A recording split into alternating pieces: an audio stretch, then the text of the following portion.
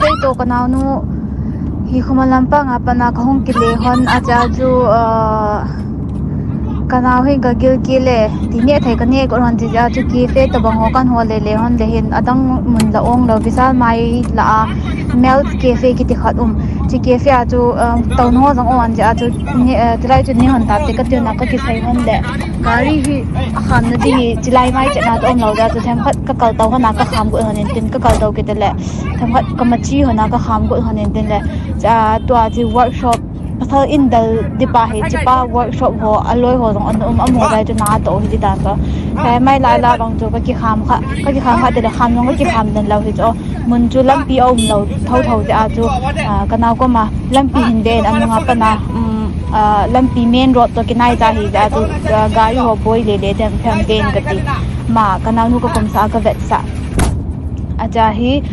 chong ha ja hi chipa wang hi gala ko na wang chu kam ai wanga chu hi ti ahung drama an boldi epp a boldi create dilam to ka he lo ja chu imacha attention jong ka pi te lo ala cha hi chom kha jawa hi chi an to hom pi ho to chun ama chu kidai le le wa ki sen nu chu kha dai wang chu ai wanga kai to kana nu ko ma ki sen ham wang ka he lo amo kidai ham ka he lo achi ja hi angol to le wa chu kana nu ko ma jong gari sunga hung tau jing in gari chu long in ka ti na acha hi trong khá giờ hiện tại indal đi bài pasal bài akiman bài đi bài kanal nu tàu na passenger seat lang amalang ahi hongkong nine ikhau du he tamam ta mi ho ansen do eja he ken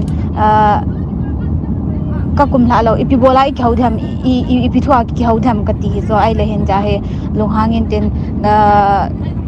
window glass chu fula ka kai tau han hia wang phat pia chu ta chu an akhona an het ai cha hi chu zo zo hi ka ki se ka sen in ten le hen kai lang sai nai hung kin in ten kalung hang wala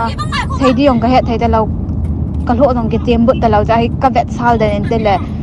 nei ve in na mi chu hi chu nen ve in ho po sa in ten mai nang hi chu nei ho tham te ho po cha kun na chu kai to ka naw bo khi chu a he ta zo ai le hen cha amai ka hei da kanda sa hei ta zo ai chu ama hin ai in dal na lai ai le hin silai sangak pham IT park aki sa chai nai lo ta tam pi ke khan ji BSF game pha ma sang ti ta zo chelai la hi in kheltan tin ka gari hi an kham ai cha hai ka kum ama sa dong hi ka kum lam te le gari hi an pe in te kham pe a ai chu pha na hi ai wanga dong chu ka kum lo ngum tha ta ik khau de ho a sai video a china ko jin den ja he gari pe bang chu video a ki ka ma lo ki do a chu aka de hiam hi ti chu ta song tum road divider ai song tum khat zo chu an ma nin tin an ki ma nin tin song chu kamai chang se na an nei go pha na chu kum lo hi thai lo pha na chu ka kum go nin tin le khot o lo la ki hong chu ama hong ki nin tin chabi in chu ama ko ma thun le kanung mu da lo de pha na a khot ka sa do a chabi chu kala do nin kana nu ko ma ka se khoma ai cha hi na ki kum go chu ka collar ti de ta do ka collar a in kain den ja he ka ngonga in sot he cho ai la hin cha ko na chu ka hong ki boi sang mi ho zo hong ta ja chu ke ka long hang va la ka ki mo na api le chi chom pha zo police ho hong thong a hai ngang police station ka thut over abana chi zawa hi azing nia hi ape ama ain ko te zong hung ta ai cha hi ka khau lo pi wa cha hi kuti sai da ha azinu ho kama to video ho jong ka ve sen den le azu kham ja tabang an sen ne ailen ji pa in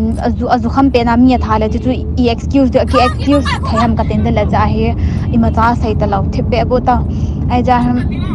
hangang police station a jo vo ong na vo lo to loka ma jan khalom ba nga jo ai ja he Lamphel police station a woman police station langa ka chiu ta ja he refer jong kim tala an bol do lo delay a bol le wan ni tha la hi khat pa he an pui do be bon na ja he o sinu ko bong tan na bang o sinu bang tan az de chu cha ko na chu thang khoi ka lung dam do mo ben ten a ja he ti statement ho zan hi ke statement ho la ja ta to hi ka naw no statement ti dinga